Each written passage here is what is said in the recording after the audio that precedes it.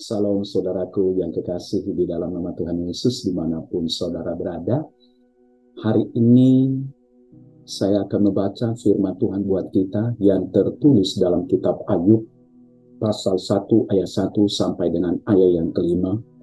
Ada seorang laki-laki di tanah Uz bernama Ayub. Orang itu saleh dan jujur. Ia takut akan Allah dan menjauhi kejahatan.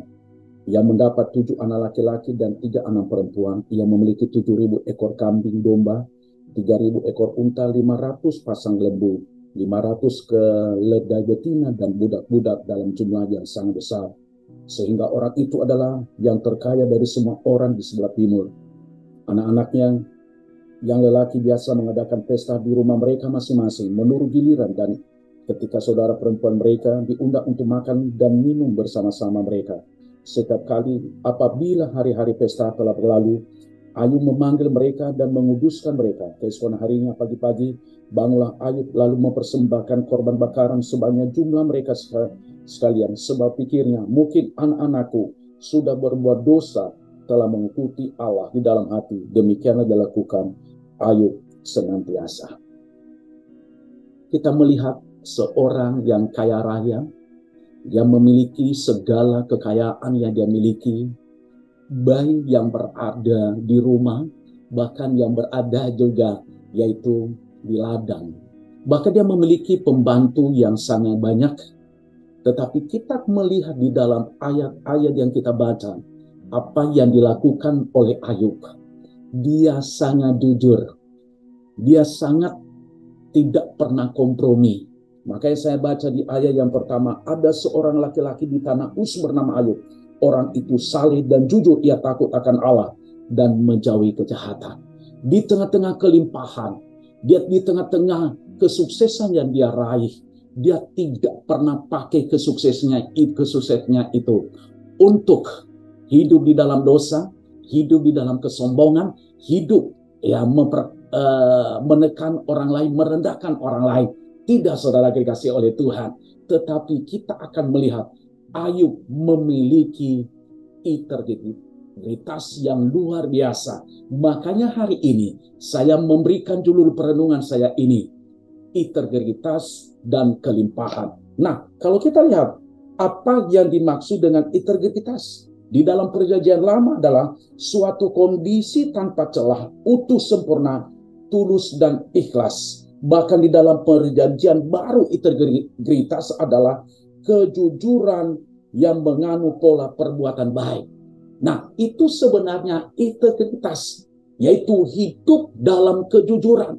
Hidup artinya jujur dalam hal ini. Dia berkata ya di atas ya, tidak di atas tidak. Berarti dia tidak hidup dalam kebohongan. Dia tidak hidup dari hal-hal untuk menyombongkan diri, untuk meninggikan diri. Mungkin saudara hari ini sedang berada di posisi yang sama. Saudara sedang menikmati kelimpahan. Apakah saudara memiliki integritas? Enggak. Jujur enggak sama Tuhan? Mencari kekayaan yang saudara dapat, jujur enggak sama Tuhan? Apakah engkau mencari kekayaan dari roh orang mati? Apakah engkau mencari kekayaan dari mana-mana? Atau korupsi, saudara dikasih Tuhan? Apakah saudara memiliki integritas atau tidak? Nah, saudara dikasih Tuhan, yang menjadi pertanyaan bagi kita hari ini, bagaimana caranya agar tetap hidup dalam integritas dan kelimpahan? Yang pertama adalah seseorang harus hidup dalam kejujuran. Seseorang harus hidup dalam kejujuran.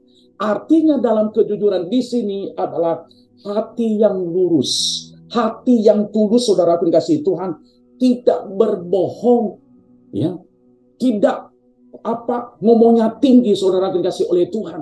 Berarti jujur kepada diri sendiri, jujur kepada sesama, jujur kepada Tuhan, jujur kepada siapapun, menjalankan apapun yang dikerjakan. Dia harus hidup dalam kejujuran, saudara dikasih Tuhan.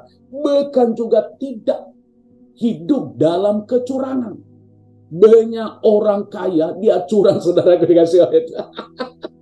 Banyak orang yang memiliki kekayaan, dia curang melakukan segala sesuatu. Kita nggak boleh curang. Mungkin kita sering datang ke gereja, tetapi masih kita hidup dalam kecurangan. Saya mau katakan, itu bukan orang yang memiliki integritas yang tinggi. Saya mau katakan ini. Tetapi hari ini, ketika kau mendengarkan firman Allah, mari kita memiliki integritas di tengah-tengah yang kita miliki. Artinya saudaraku, dia harus terus ikhlas.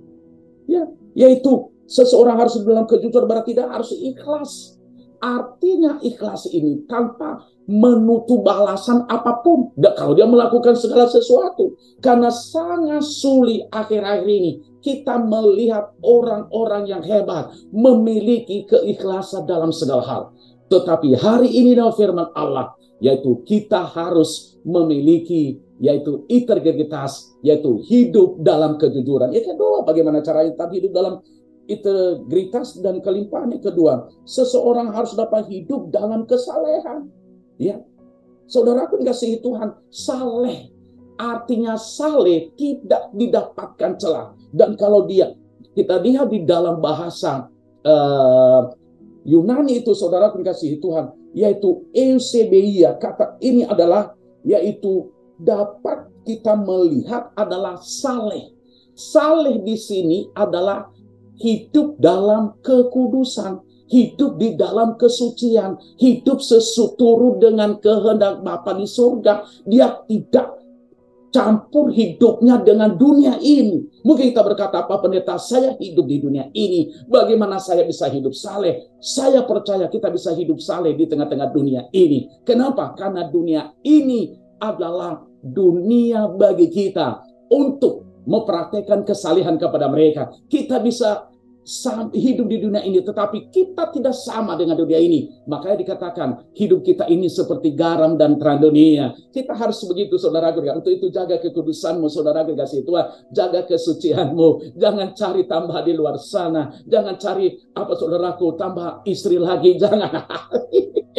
Jangan selingkuh lagi, saudaraku, untuk menjaga kesucian. Dan ini dijamin oleh Tuhan. Dia orang yang sangat hidup dalam kesalehan. Ya, hidup dalam kesalehan. Bagaimana kita bisa hidup saleh?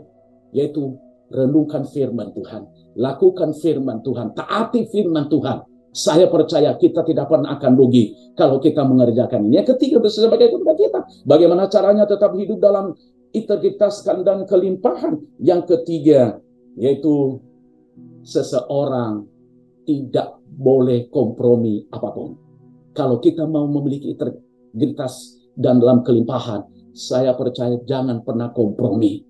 Kalau ada orang berkata kepada kita, ayo kita pergi ke tempat ini, di tempat ini pasti kamu cepat kaya. Ayo kita pergi ke tempat ini, di tempat ini kamu pasti akan cepat sembuh. Nanti yang disembur-sembur nanti cepat sekali saudaraku kita akan sembuh. Tetapi saya mau katakan tidak akan. Itu bukan orang yang memiliki integritas bagi saya, tetapi itu pengkhianat Tuhan.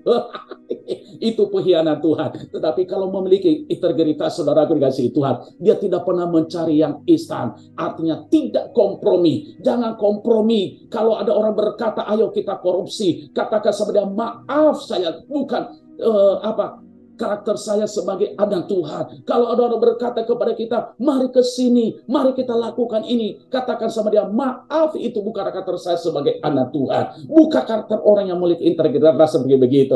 Tetapi hari ini saya sangat percaya, buka hatimu untuk Tuhan. Saya percaya Tuhan akan memulihkanmu. Tuhan akan mengerjakan perkara-perkara yang besar di dalam kehidupanmu. Kalau saudara memiliki integritas, saudara dikasihi Tuhan. Sukses saudara, Tuhan Yesus memberkati, dan saya akan berdoa buat saudara. Mari kita akan bersatu di dalam doa. Bapa, di dalam nama Yesus, hamba-Mu berdoa buat anak-anak-Mu pada saat ini. Mungkin mereka tidak memiliki integritas lagi seperti Ayub. Pulihkan mereka pada saat ini. Lawat mereka ya Allah. Nyatakan kuasa-Mu dalam setiap pribadi mereka. Kalau ada yang masih ada yang kompromi, lepaskan mereka. Jangan sampai mereka kompromi masalah dosa. Tuhan, biarlah Roh Kudus yang mengingatkan mereka. Biarlah Roh Kudus yang menegur mereka kalau masih ada yang kompromi. Biarlah setiap pribadi belajar seperti Ayub. Dia seorang yang jujur, bahkan dia seorang yang saleh. Terima kasih Bapa. Di dalam nama Yesus Kristus kami telah berdoa. Haleluya. Amin. Sukses saudara. Tuhan Yesus Kristus memberkati. Amin.